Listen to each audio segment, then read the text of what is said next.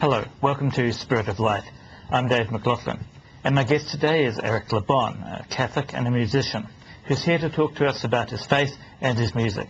Welcome to the program, Eric. Thanks for inviting me. Great. First of all, tell us a bit about your faith journey. What's led you to where you are now?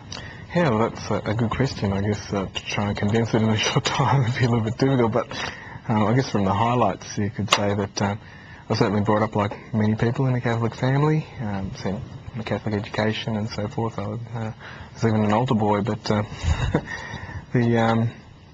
guess the relevance of it all perhaps was questionable in my mind, and certainly whilst I had a basic faith and a certain knowledge of, I guess what you could call academic principles or the catechism, I guess for your viewers, which is sort of basically the doctrines and teachings of the Church, there wasn't really much of a faith or a living faith, and certainly consequently, around about the age of 18, I think I wandered quite far for about 10 years, and I certainly went through a journey of seeking, and ended up in quite a few places, and at one point I remember even writing down in a book that, I found that my journey was really a search for truth, and which is quite an interesting question to sort of ask yourself. Truth, the truth about a train schedule, or the truth about, the origins of the world, or yeah, maybe, So I had this concept of the truth. There was something about the truth, and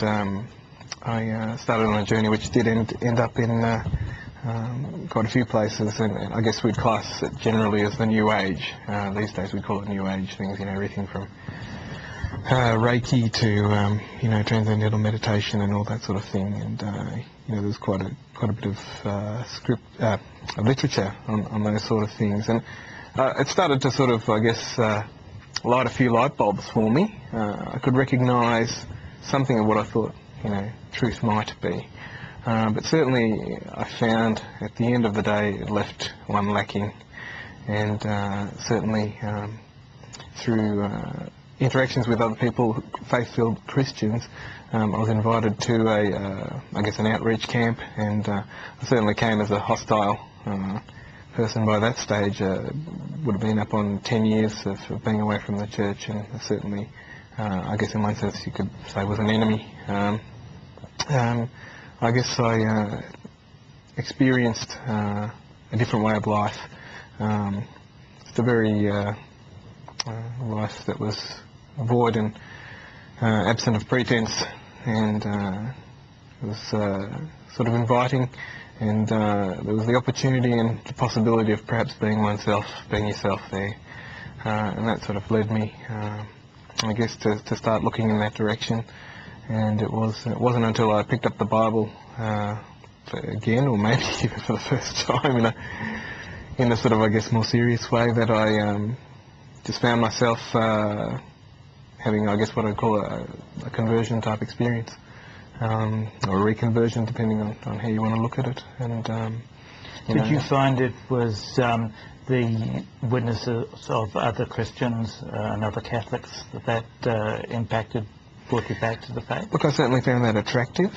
There's no doubt about that, and that attractiveness would have been the encouragement that I needed to shift track, so to speak. To sort of get to the point where I thought, well, look, this other sort of journey, this other track of inquiry is not really working, and I can't really see it ending anywhere good, And so, yeah, I think that sort of did give me the impetus to move over and start seeking in that way. And and then of course it's through the experience rather than having the knowledge. It was the experience that enlightened the knowledge, so to speak. And of course, you don't stop there. Once I sort of had that experience, it created a hunger to know even more, and eventually I came to the point that I wasn't just knowing things or knowing things that you could read or learn about, but I was coming to know a person, the person of Jesus Christ, and that's pretty much a fairly good summary, I guess, of how it's brought me. to Where my did practice. prayer, what part did your prayer life play in all this? Yeah, look, I wasn't really praying very much at the beginning of that, but certainly on the journey I came to realise that prayer was possibly important in Christian life. And of course, you know, when you are developing a relationship with someone, you spend time with them, and simply that's what prayer is spending time with God. And you know, now some years down the track, you know, we're talking about 10 years since that, or maybe 11 years since that conversion or reconversion experience. You know, certainly now prayer is part of every day. It's an important part of the day, and certainly put it as a priority. I find that you know, if by whatever circumstances I've missed out on my prayer time, that it feels like when I get back to it, it feels like I've missed out on it for a week.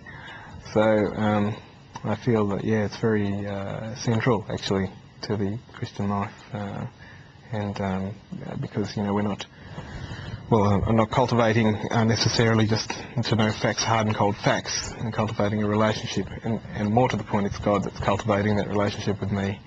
You know, I'm drawn to the prayer by God Himself, I believe, and you know, generally speaking, I sort of go back and I know for me that has to be some kind of grace, if you want to call it that, that brings me to that and informs me that, you know, this is an important and life-giving part of my day, and certainly it is.